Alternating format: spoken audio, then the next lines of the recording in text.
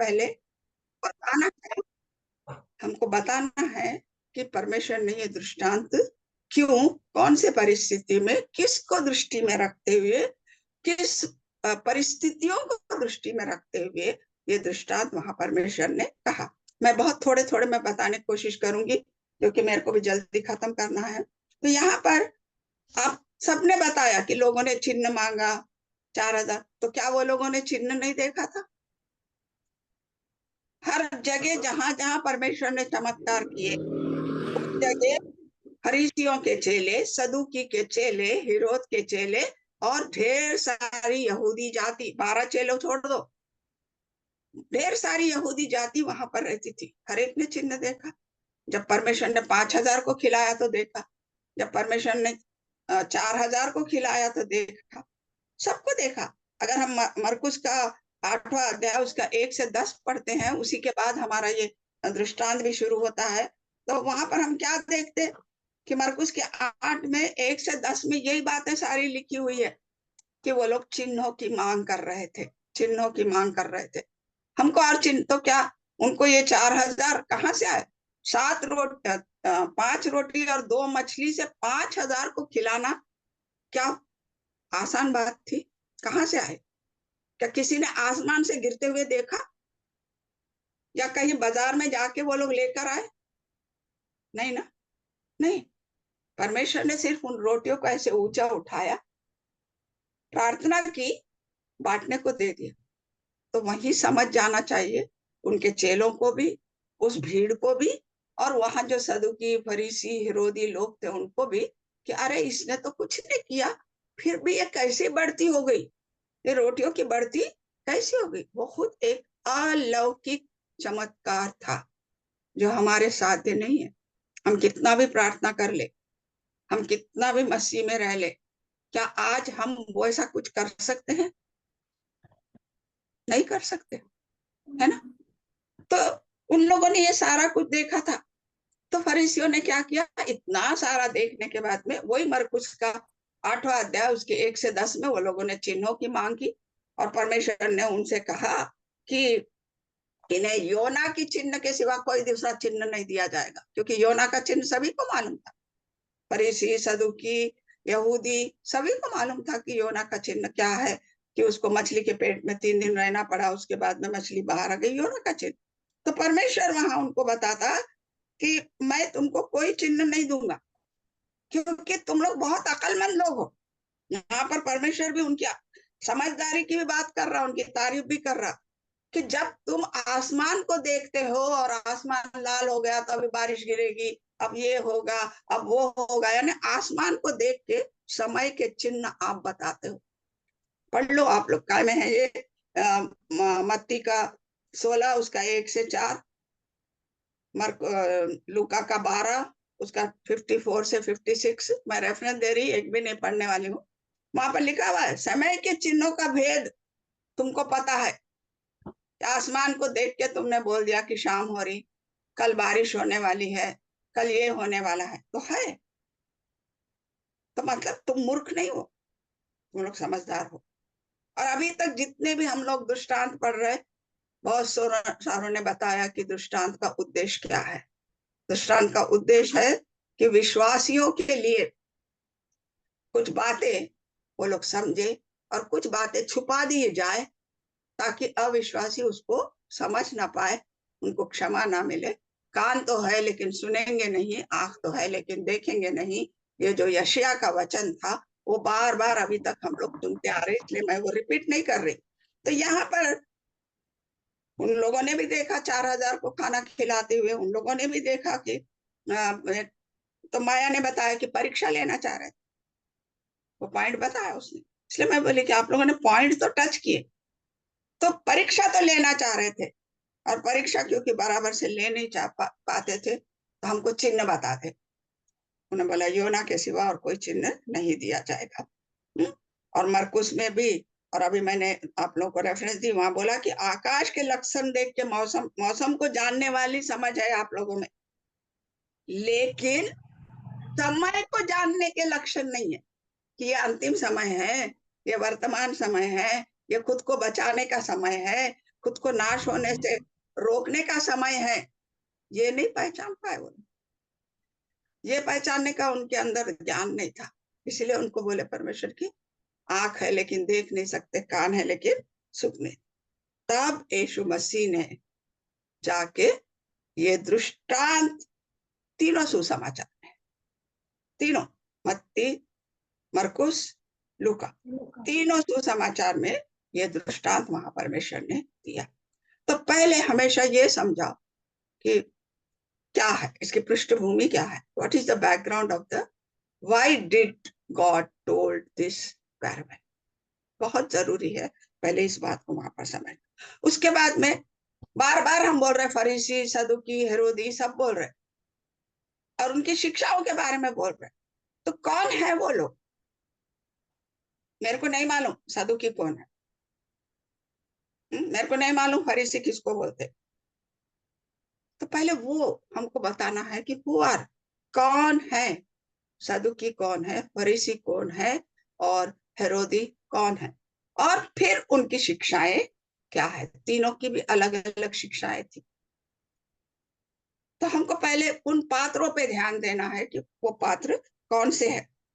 तो यहाँ पर हम सदुकी और फरीसी हमेशा हमारे बाइबल में एक साथ ही आए सब, सदुकी के साथ फरीसी, फरीसी के साथ सदुकी। तो ये दोनों को भी हम अपने चारों सुसमाचार में ये दोनों के बारे में हम सुनते आ रहे हैं। और दोनों भी यहूदी थे। पहली बात ये ध्यान रखिए आप लोग, दोनों भी, सदुकी भी यहूदी थे और फरीसी भी यहूदी थे। तो फिर हम बार बार एक को सदुकी एक को फरीसी क्यों बोल रहे हैं? वो एक ग्रुप था, एक समाज, एक समाज था, एक सदुकी समाज, एक यहूद, एक क्या बोलते सो फरीसी समाज। यहूदी में जैसे आज भी यहूदी में ऑर्थोडॉक्स यहूदी और मॉडर्न यहूदी हम देखते, जुडाइज्म में भी दो तरीके के हो गए। फॉर एग्जाम्पल अपने मसीहत में मैं सीएसआई का हूँ, मैं बैप्टिस्ट चर्च का हूँ, मैं कलवरी चर्च का हूँ, मैं लूथरन चर्च का हूँ, मैं एजी चर्च का हूँ, मैं होम चर्च का हूँ, है ना, है तो सभी मसीह, लेकिन फिर भी अपने आप को क्या कहलाते? मैं तो सीएसआई चर्च की मेंबर, मैं तो लूथरन चर्च की मेंबर, है ना। हम है एक ही समाज के, लेकिन फिर भी हमारे में अलग अलग ग्रुप हो गए। तो वैसे ही ये यहूदियों में एक दो समाज था, जो दोनों भी सेनेड्रिन यानी महासभा के सदस्य थे। और जो 70 मेंबर रहते थे महासभा में, वो 70 मेंबर सिर्फ यही लोग दोनों रहते थे, सदुकी और फरीसी लोग ही रहते थे। तो अब यहाँ पर ये दोनों की बहुत सारी समानताएं होने के बावजूद भी दोनों में बहुत सारा अंतर था। आप लोगों ने उसको टच किया लेकिन उसको समझाया नहीं। कैसे टच किया कि हाँ दोनों भी जो थे कुछ चीजों को मानते थे, कुछ चीजों को नहीं। तो दोनों भी थोड़ा, सबसे पहली बात दोनों की समानताएं थी कि दोनों मोजेस के, मूसा के नियमावली पे चलने वाले लोग थे, तोरा को मानते थे। सबसे पहली बात याद रखना, अगर कल कोई पूछे तो भी आप बोलना कि दोनों सदुकी और फरीसी दोनों भी तोरा को और मूसा को आदर करते थे और उसके नियमों पर अपने आप का को चलाते थे। दोनों ग्रुप का संबंध धार्मिक बातों से और धार्मिकता से था, दोनों का भी। ऐसे नहीं कि दोनों, जैसे सॉरी रानी आपने बोल दिया कि वो लोग अच्छे लोग नहीं थे, नहीं, वो लोग बहुत धार्मिक थे, बहुत अच्छे लोग थे वो, लेकिन उनकी अच्छाई जो थी वो पाखंडी अच्छाई थी, बस। बुरे नहीं थे वो लोग। वो लोग ए टू ए यानी डॉट डॉट का भी नियमों का पालन करने वाले लोग थे वो लोग। नियम से एक इधर भी नहीं जाते थे, दाएं नहीं और बाएं नहीं, कहीं नहीं सरकते थे, बहुत ही धार्मिक लोग थे वो लोग। और दोनों में अगर हम देखें तो दोनों भी महासभा के सदस्य थे। 70 मेंबर रहते थे, वो एक न्यायालय के जैसा ही था, वहां पर रहते थे। और सदुकी लोग जो थे फरीसियों से ज्यादा रूढ़िवादी थे। देखो डिफरेंस, दोनों एक ही समाज के हैं, दोनों एक ही कल्चर के हैं, दोनों मूसा के नियमावली को पालने वाले हैं, दोनों धार्मिक है, दोनों भी अच्छे लोग हैं, लेकिन फिर भी एक बहुत रूढ़िवादी, एक रूढ़िवादी नहीं। तो सदुकी लोग बहुत ज्यादा रूढ़िवादी थे, अक्षर टू अक्षर नियमावली का पालन करने वाले थे। अगर सदुकी लोग बोल दिए कि नहीं नहीं ऐसा करना चाहिए रीति रिवाज के हिसाब से, तो कहाँ है तोरा में, कहाँ है बताओ, कहाँ लिखा हुआ है तोरा में? अगर है तो उसका पूरा खुलासा करके बताओ। ऐसे बताने वाले, ऐसा पूछने वाले लोग सदुकी लोग थे। तो सदुकी लोग ज्यादा थे, और वो लोग सही सपाट जो नियम के अर्थ थे, उसी अर्थ को पकड़ के वो लोग चलते थे। जबकि फरीसी लोगों के अंदर ओरल रूल्स भी थे, मुंह से बोले हुए, शाब्दिक, मौखिक बोलते हैं ना अपन, मुंह से बोले हुए मौखिक रूल को भी उन्होंने लगा दिया। नहीं नहीं नहीं, एक औरत अगर जा रही थी उसकी छाया हमारे ऊपर नहीं गिरना, ऐसा लिखा था क्या मूसा के नियम में? पढ़े क्या अपन ने? कहीं अपन भी पढ़े ना मूसा के नियम, लिखा था क्या कि अगर औरत एक वहां से जा रही, अगर उसकी छाया हमारे ऊपर गिर गई तो फिर से जाके स्नान करना?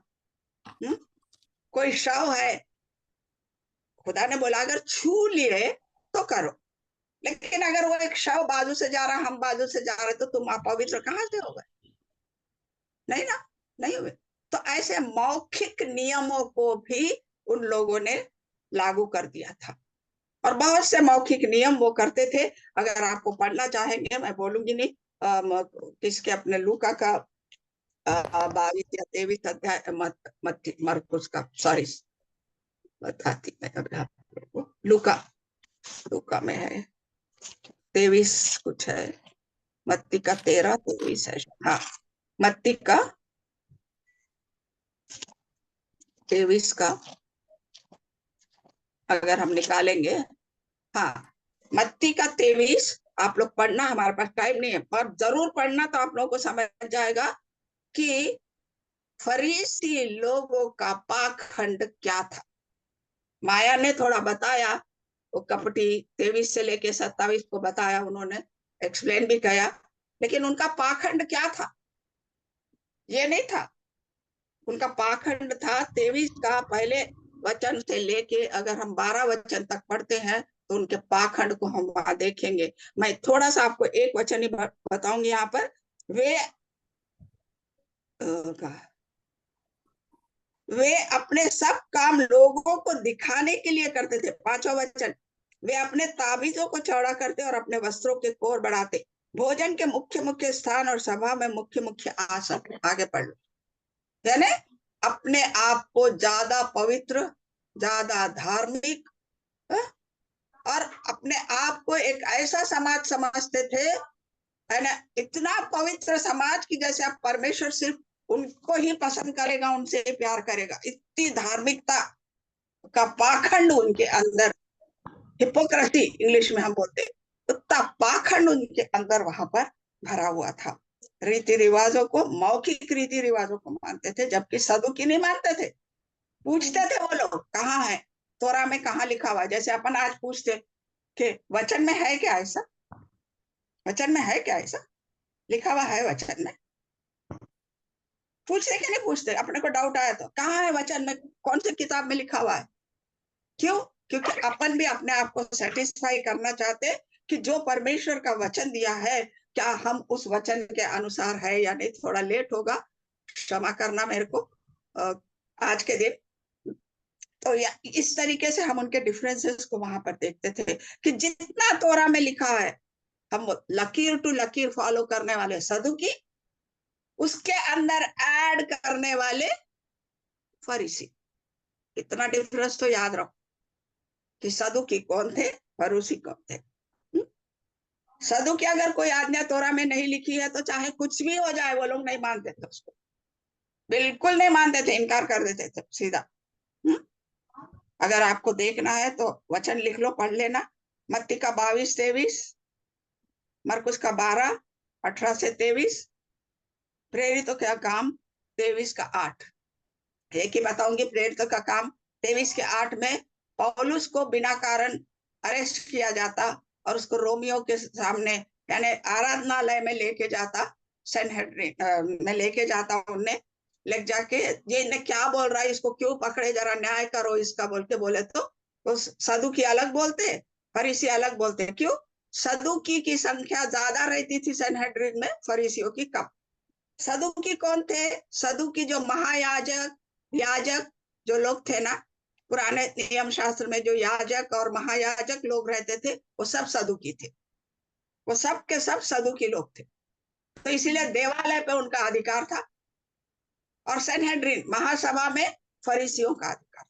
तो हमेशा दोनों के बीच में क्लैशेस, झगड़े चलते रहते थे, दोनों के बीच में विरोधाभास भी वहां पर होता था। तो जब पौलुस को पकड़ा गया तो पौलुस ने क्या किया, देखा अरे यहाँ सदुकी भी है, अरे यहाँ फरीसी भी है, तो क्या बोला, मैं तो बोले बहुत निर्दोष हूँ और मैं फरीसी हूँ, क्योंकि मेरा विश्वास जो है पुनरुत्थान पर है। जैसा आप दोनों ने बोला, मेरा विश्वास तो पुनरुत्थान पे है, मेरा विश्वास तो स्वर्गदूतों पे है, मेरा विश्वास तो आत्मा पर है, और मेरे उसी विश्वास के कारण मेरे को पकड़ा गया। खत्म। वहां क्या हुआ, सदुकी और फरीसी लड़ने लगे, पौलुस को छोड़ दिया। तो पौलुस ने भी उनका एडवांटेज उठाया, उन दोनों के झगड़ों का। तो यहाँ पर हम क्या देखते हैं कि सदुकी जो थे, उनको पुनरुत्थान पे विश्वास नहीं था, आत्मा और स्वर्गदूतों पे भी विश्वास नहीं था, जबकि फरीसी इन तीनों बातों को मानते थे। वहां पर तो आप पढ़ लेंगे तो वहां पर आपको चले जाएगा। और फरीसी जो है, बराबर शिक्षा जब देते थे तो गलत शिक्षाओं के साथ साथ पुनरुत्थान की भी शिक्षा देते थे। सही शिक्षा, आत्मा होती है, और आत्मा जो है वो मृत्यु के बाद भी आत्मा जीवित होती है, ये शिक्षा फरीसी लोग भी देते थे। तो कुछ अच्छी शिक्षाएं भी उनके पास थी, लेकिन गलत शिक्षाएं भी थी। तो यहाँ पर हम देखते हैं कि ये दो समाज जो है बहुत, और फरीसी जो सदुकी लोग थे वो इसमें क्या, मंदिरों में, यरूशलेम के मंदिर में उनका अधिकार था, और जो सदु फरीसी थे उनका अधिकार सनहेड्रिन महासभा में होता था। यह बातें हमको, जब हम इन बातों को जानेंगे तभी हमको पता चलेगा कि सदुकी का कैरेक्टर क्या था और फरूसी का कैरेक्टर क्या था। और यीशु ने इसीलिए विरोध किया, फरीसियों का विरोध और सदुकियों का विरोध यीशु मसीह ने उनके टू मच, बहुत ज्यादा धार्मिकता किया। और वो बात हम यहाँ पर देखते हैं 23 में कि माया ने भी बताया कि जो चीजें जरूरी है उन चीजों को छोड़ दिया। जैसे कि अब यहाँ पर लिखा है कि मच्छर को तो छान लेते लेकिन उनको तो नहीं, है ना। मच्छर क्या है, मच्छर क्या है, छोटी छोटी बातें। दशमांश दे दिए, जीरे का दशमांश दे दिए, सोप का दशमांश दे दिए, छोटी छोटी बातों को तो बहुत इंपॉर्टेंस देते। उसकी छाव नहीं गिरना, वो औरत का मुंह ढका हुआ रहना, वो औरत सभा के सामने नहीं आना, वो अगर पीरियड्स में है तो असल में घर के बाहर ही नहीं निकलना, ये सारे रूल थे फरीसियों के। अगर आप पुराना नियम पढ़ेंगे तो आपको पता चल जाएगा। तो छोटी छोटी बातों पे तो ध्यान देते थे, लेकिन जो प्रेम, जो दया, जो क्या बोलते विश्वास परमेश्वर के ऊपर, बार बार यीशु मसीह बोलते थे कि मेरे को मैं परमेश्वर का पुत्र हूँ, भेजा हुआ हूँ। किसी ओल्ड टेस्टमेंट के किसी भी प्रवक्ता ने, किसी भी भविष्यवक्ता ने कोई चमत्कार नहीं किए। जितने चमत्कार किसने किए, यीशु मसीह ने किए। समझ जाना चाहिए था वो लोगों ने कि शायद वही मसीह रहा हो जिसके बारे में यशायाह ने लिखा, जिसके बारे में किसने लिखा, एजकेल ने लिखा, जिसके बारे में दाऊद ने लिखा, जिसके बारे में मलाखी ने लिखा। नहीं समझ सकते, क्यों? गलत धारणाओं में उनका दिमाग वहां पर था, और वो है शिक्षा सदुकियों की और फरीसी। तो परमेश्वर उस तरीके के खमीर से अलग रहने के लिए हमको कह रहे हैं, है? और सदुकी जो थे, धार्मिक बातों से ज्यादा उनको राजनीतिक बातों में बड़ा शौक था। इसलिए रोमन सरकार में फरीसियों से ज्यादा सदुकियों को जगह थी। राजनीति, राजनीति का घमंड, राजनीति को लेना। तो राजनीति में तो धोखेबाजी, झूठ सभी होता है ना। तो वो सारी चीजें सदुपयोग फॉलो करते थे। रोमन सरकार के झूठ को हाँ हाँ हाँ भाई ऐसे ही करना चाहिए, रोमन सरकार के अत्याचार को हाँ वो उसने ऐसा किया ना ऐसे ही करना चाहिए। सही है या नहीं? न्याय नहीं है वहां, अन्याय, निर्दयता, क्रूरता जो रोमन सरकार की थी, उस सबको ये सदुकी सपोर्ट करते थे। इसीलिए यीशु मसीह ने बोला कि उनके जैसे मत बनो, वो खमीर से तुम वहां पर रहो। मैं तो अभी तुमको सिर्फ यही बता रही हूँ। आगे हेरोदेस का बोला, हेरोदेस के खमीर से दूर रहो बोला। क्या है हेरोदेस का खमीर?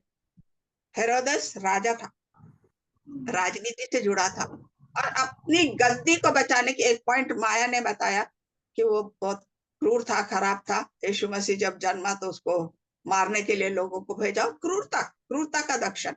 क्यों? अपनी गद्दी बचाने के लिए, अपनी गद्दी को कहीं रोमन सरकार मेरे को गद्दी पे से ना निकाल दे, इसलिए राजनीति के जितने भी झूठे पैतरे होते थे उन सबको ये हेरोदस फॉलो करता था। गलत तरीके से अपने राजनीतिक गद्दी को बचाने की कोशिश करता था। और सबसे बड़ी बात जो थी उसके अंदर अनैतिकता, हेरोद में, और व्यभिचार। आपको सबको मालूम है उसने क्या किया? अपने ही भाई का मरवा के उसके बीवी से शादी कर लिया था। अनैतिकता, व्यभिचार। तो हेरोद का खमीर क्या है? गलत बातें, अनैतिकता, व्यभिचार, झूठ, ये सारी बातें जो है फिरोद के, वो खमीर बोल रहा पर वहां पर। तो हम यहाँ पर क्या देखते हैं? खमीर, खमीर बोले तो क्या पहले? क्यों परमेश्वर ने फरीसी के और सदुकी के खमीर से दूर रहो बोल रहा? क्यों हेरोद के खमीर से? तो सबसे पहले हमको यह समझना है कि खमीर क्या चीज है। हम सबको मालूम है खमीर क्या चीज है, घर में हम यूज करते, इसलिए हमको मालूम है कि खमीर क्या चीज। छोटा सा इतना सा टुकड़ा खमीर का अगर रोटी में डाल दो, यानी आटे में डाल दो, थोड़ी देर छोड़ दो, तो वो खमीर हो जाता। खमीर का मतलब है कि वहां पर जो है शक्कर को ब्रेक करता है केमिकली। अगर मैं समझाना चाहूँ तो शक्कर को ब्रेक करके कार्बन डाइऑक्साइड को रिलीज करता, और वो कार्बन डाइऑक्साइड जो है गैस है, तो पूरे आटे में फैल के, कभी आप खमीर का आटा ऐसा खोल के देखो तो आपको आटे में छेद छेद छेद छेद नजर आते? प्रैक्टिकली बताए आते ना छेद छेद? तो वो छेद क्यों है?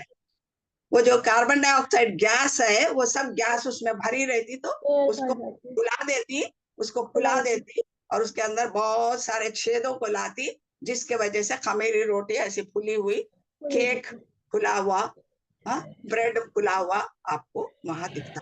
तो खमीर का मतलब क्या है? एक ऐसा एजेंट या एक ऐसा आप क्या बोलेंगे, मसाला समझ लो, या सामग्री, एक ऐसी सामग्री जो अगर किसी चीज में डाल दो तो उसको फुला देती, फुलाने वाली सामग्री को खमीर बोलते। बिल्कुल simple language, material which ferment and make the floor rice. एक ऐसी वस्तु जो हम आटे में मिला दे तो वो फुला देती है और उसको बड़ा कर देती, तो उसका रंग रूप बदलता, यानी आटा अब आटा नहीं रहा। अब उसको अगर मामूली फुल्का बनाना चाहेंगे तो नहीं बनेगा, तो खमीरी रोटी बनेगी लेकिन फुल्का नहीं बनेगा। तो क्या हुआ? आटे का जो ओरिजिनल रूप था वो क्या हुआ? बदल गया, पूरी तरीके से ट्रांसफॉर्म हो गया। खमीर का काम वो है। तो इसीलिए परमेश्वर क्या बोलते हैं कि वो खमीर से तुम अलग रहो, क्योंकि एक बार अगर वो घुस गया तो क्या होगा? हमको भी फुला देगा, गलत शिक्षाओं में, अनैतिकता में, व्यभिचार में, झूठे बातों में, घमंड में, अपने औहदे का घमंड, अपने पढ़ाई का घमंड, अपने घरदार का घमंड, अपने मोटर कार का घमंड में हमको खमीर की तरह फुला देगा। और जब हम फूल जाएंगे तो हमारे को जब परमेश्वर के स्वर्गीय राज्यों की बातें हमको समझ में वहां पर नहीं आएगी। तो यहाँ पर जितने भी रेफरेंसेस आप दोनों ने दिए सही है, सिर्फ उसको ज्यादा पढ़े नहीं आप लोगों ने, इसीलिए उसको आप एक्सप्लेन नहीं कर पाए। खमीर का नकारात्मक अर्थ वहां पर हम निकाल रहे हैं, नकारात्मक अर्थ हम वहां पर निकाल रहे हैं। उसका टेस्ट नहीं बदलता। जब हम खमीर मिलाते हैं तो टेस्ट और बढ़ जाता। ब्रेड का टेस्ट रोटी के टेस्ट के जैसा रहता क्या? बिस्किट का टेस्ट घर में मामूली अपन क्या बनाते, शक्कर पारे, नमक पारे बनाते, उसके जैसा रहता क्या? नहीं रहता ना। तो उसका टेस्ट भी बदलता, अच्छा हो जाता उसका टेस्ट। तो खमीर टेस्ट भी बढ़ाता है, सब कुछ करता है। लेकिन बाइबल के अनुसार खमीर यहाँ पर जो है एक तरीके से दुष्टता के और बुराई के, गलत बातों के, व्यभिचार के और अनैतिकता के लक्षण को के रूप में खमीर को वहां बताया गया है। इसीलिए वहां पर निकाला है। आप लोगों ने सबने निर्गमम का 12 का रेफरेंस दिए। आप लोगों ने 12 से 17, 12 का 15 सबके दिए, और करंथी का भी दिया। आप लोगों ने करेक्ट रेफरेंस दिए। तो यहाँ पर परमेश्वर क्या बोल रहा है? परमेश्वर ने कब उनको कहा, वो जरूरी है आप जानना। परमेश्वर ने कब उनसे कहा कि खमीर अखमीरी रोटी 7 दिन खाओ? कब बोला? जब वो लोग मिस्र में थे तब बोला क्या? नहीं ना। कब बोला? जब उनको मिस्र से बाहर लेकर आया। मिस्र खुद एक सादृश्य है बुराई का। मिस्र खुद एक सादृश्य है व्यभिचार का, आइडियल यानी मूर्ति पूजा का, बुत पूजक का। मिस्र खुद पूरी बुराइयों का एक सादृश्य है।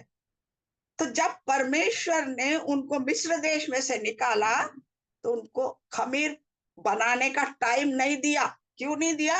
वो बुराइयां अपने साथ मत लेकर आओ, वो व्यभिचार को अपने साथ मत लेकर आओ, उस गलत शिक्षाओं को अपने साथ मत लेकर आओ, उस आइडल बुत परिस्थिति को अपने साथ मत लेकर आओ। इसलिए परमेश्वर ने दन दन उनको बोला अभी के अभी निकलो, जैसे हो वैसे निकलो। खमीर बनाने का टाइम उनको नहीं दिया कि वो खमीर क्या है? वो मिस्र की बुराइयां हैं। तो वो खमीर अपने साथ में ही मतलब, तो वो बेचारे बिना खमीर के रोटियां खाते रहे। और इसीलिए परमेश्वर ने उनको अखमीरी रोटी खाने के लिए वहां पर कहा, बस उनको निकाला वहां पर। अगर आप एक निर्गमम का 12 अध्याय उसका 17वीं आयत और उसके बाद यहाँ पर 39 आयत भी पढ़ेंगे तो वहां पर मालूम होगा कि मिस्र सादृश्य है बुराई का। उसमें से वहां पर निकाल तो उसको वहां छोड़ दो, वो खमीर को वहीं छोड़ दो। और मैं जो परमेश्वर तुमको अपने हाथ से पकड़ के ला रहा, मेरी अच्छाई, मेरा प्यार, मेरा अनुग्रह, मेरी उदारता, उसको तुम लेके चलो। इसलिए अखमीरी रोटी जो है वो है सादृश्य है अच्छाई का, प्यार का, अनुग्रह का, परमेश्वर के उस उदारता का जो लाल समुद्र में से उनको निकाल के लेकर आया।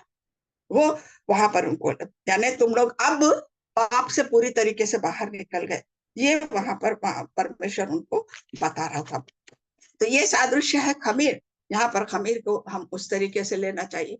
अब इसके बाद अगर आप और भी स्टडी करते ना तो आपको वहां पर मिलता था अन्न बलि। बाद में उसको ऑर्डर दिया 2:11 आप लोगों ने रेफरेंस बताए, लैव व्यवस्था का 2रा अध्याय उसके 11 बोल के रेफरेंस बताए।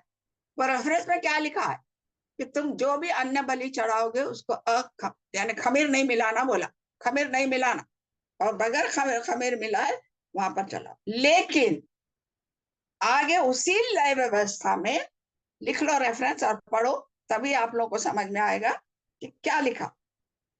लय व्यवस्था का 23 अध्याय उसकी 10, उसकी 16 और 17 आयत। उसमें लिखा 50वें दिन यहोवा के लिए नया अन्न बलि चढ़ाओ। ये लोग मिस्र देश छोड़कर आ गया, लेकिन फिर भी उनमें बुराइयां तो थी, फिर भी परमेश्वर का विरोध तो करते थे।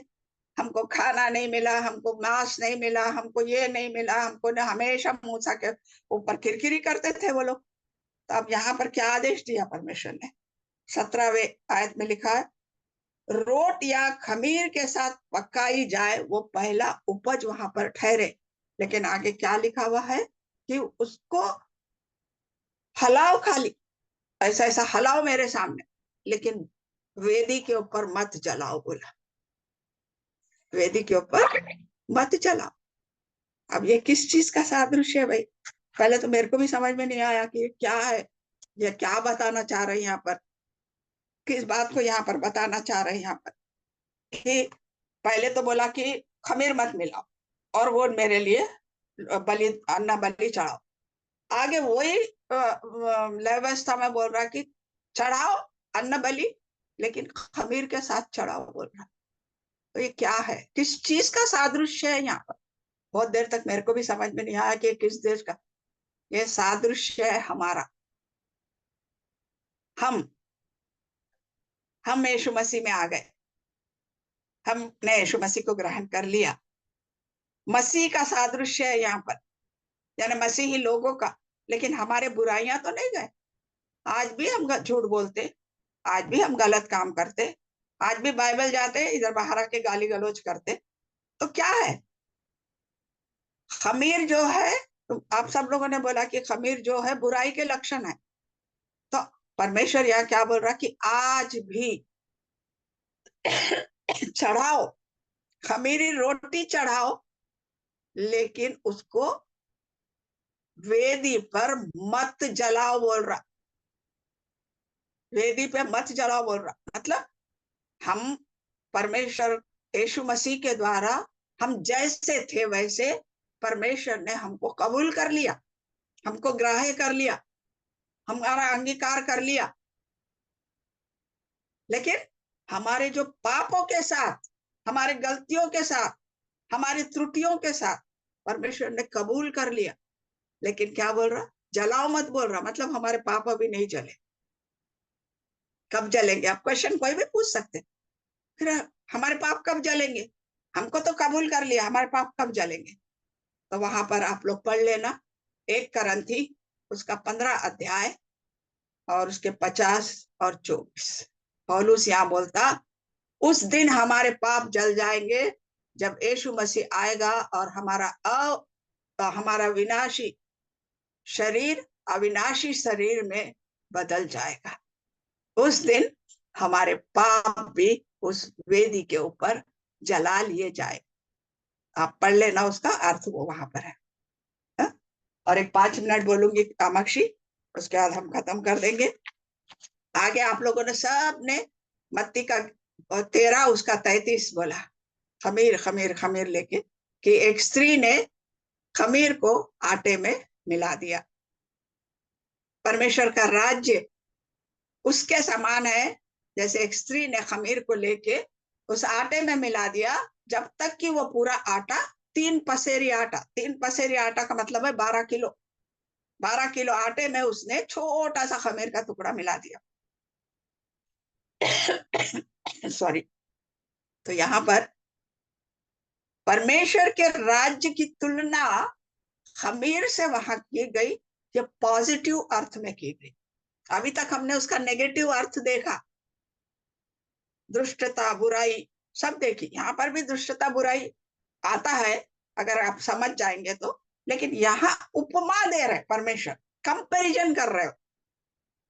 यहाँ पर खमीर को कंपेयर कर रहे हैं अपने राज्य से, कि जैसे खमीर मिला दिया जाए तो उफन के इतना आटा, 12 किलो आटा इतना बड़ा हो गया पहाड़ के जैसा। वैसा मेरा वचन जब लोगों के बीच में आता है तो वो वचन धीरे धीरे, एकदम नहीं बढ़ता। खमीर भी 5 मिनट में खमीर का आटा इतना बड़ा नहीं हो जाएगा, कम से कम 12 घंटे रखना पड़ता, तब जाके वो बढ़ेगा। तो वचन धीरे धीरे हमारे बीच में काम करता है, और वो वचन बढ़ते बढ़ते बढ़ते बढ़ते क्या होता?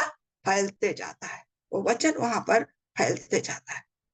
और परमेश्वर यहाँ जो दृष्टांत दे रहे उसका मतलब है मेरी एक्लीसिया, यानी मेरी कलीसिया जो है वो वहां पर बढ़ते जाती है।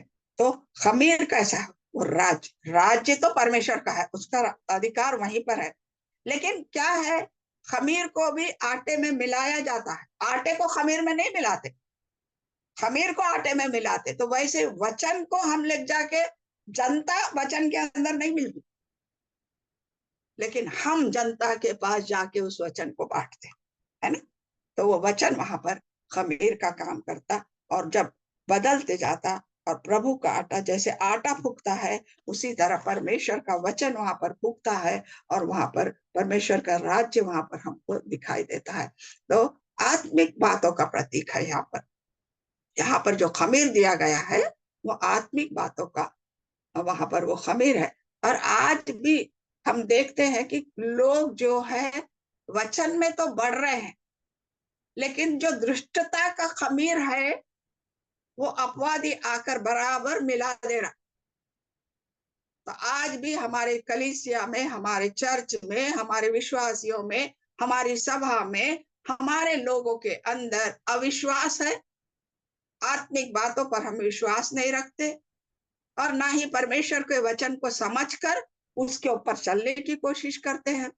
चिन्ह और चमत्कार तो हमारे को देखने को नहीं मिलते, तो वो तो पुराने जमाने की बात है। चिन्ह चमत्कार अभी तो नहीं होती, अविश्वास। लेकिन हमको विश्वास करना है कि आज भी वो चिन्ह और चमत्कार करने की क्षमता हमारा परमेश्वर हमारे बीच में रखता है। तो हमको यहाँ पर देखना है कि जो कुछ परमेश्वर ने वहां कहा कि मत्ती का 13 उसके 33 और 34 में, तो वहां पर 2-3 बातें हमको देखनी है कि खमीर क्या करता, आटे को बदल देता। वचन क्या करता, हमारे जीवन को बदल देता है ना, पूरी तरीके से। अब खमीर उसके अंदर गया, दिखा क्या खमीर ने क्या काम किया? सिर्फ उसका फूल गया सो दिखा हमको, लेकिन उन्होंने कैसा काम किया, क्या काम किया, नहीं दिखा। वैसे वचन भी जब हमारे अंदर जाता है तो वो काम करना शुरू करता, हमको दिखाई नहीं देता। लेकिन एक समय ऐसा आता, हम झूठ बोलते थे, हम चोरी करते थे, हम व्यभिचारी थे, हम गलत थे। आज हम कुछ भी नहीं है, आज हम बदल गए। लोग बोलते अरे छाया तू ऐसी थी, ऐसी हो, अरे तेरे को तो बहुत गुस्सा था, कहाँ चले गया? तो जब मेरे को, अरे हाँ, शायद मैं बदल गई। तो वचन ने क्या किया, मेरे अंदर खमीर के जैसा अंदर से मेरे को बदलना शुरू किया। इसलिए परमेश्वर ने वहां पर वो खमीर जो बोला गया वो पॉजिटिव सेंस में बताया गया। पहले उसमें नेगेटिव सेंस था, लेकिन यहाँ पर पॉजिटिव सेंस में, यानी सकारात्मक तरीके से इसको यहाँ पर बताया गया। और अंत में जो होता है वो क्या है, अच्छा नतीजा हमको दिखता। अंत में हम बदल जाते, हम नाश होने वाले रहते, हम बचाए जाते, हम न्यायासन के सामने खड़े रहने के अधिकारी बनते, और अंत में अनंत काल के अधिकारी भी हम वहां पर बनते हैं। तो अब आपको क्या सोचना है? आपको पहले ये बात सोचना, कुछ बातें आपको सोचना है। वो ये है कि आप राज्य के अंदर है या बाहर। अगर राज्य के अंदर आना है तो आपको क्या करना है, राज के बाहर ही रहना है तो आपको क्या करना है, परमेश्वर के राज्य के। दूसरा सोचना है कि आप खमीर है क्या आटा है। अगर आप खमीर है तो आपको वचन खमीर लेके दूसरों के पास जाना है, वो खमीर उनके अंदर जोड़ना है, यानी वो वचन लेके आपको उनके पास जाना है, वहां से वो वचन और आगे जाना है। तो आप खमीर बनना है, आटा नहीं।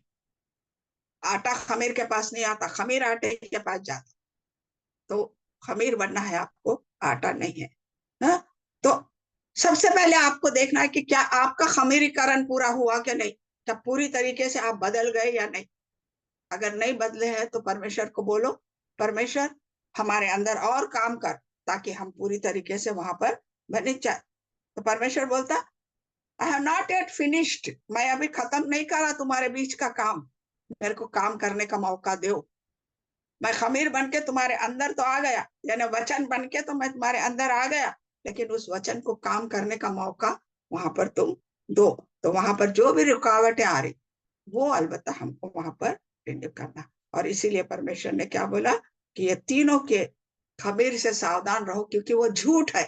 और अगर झूठ का एक छोटा सा खमीर भी आपके अंदर आ गया तो आपके अविश्वास को फुला देगा, और फिर आप कभी भी विश्वास के अंदर नहीं आ पाओगे, आप नाश की तरफ जाओगे। अगर झूठी शिक्षाओं से आपका दिमाग भर जाएगा तो आप कभी भी सच्ची शिक्षाओं का ग्रहण नहीं कर पाओगे। इसलिए आपको चौकस रहना है, देखना है कि कौन सही शिक्षा दे रहा और कौन गलत शिक्षा वहां पर दे रहा है।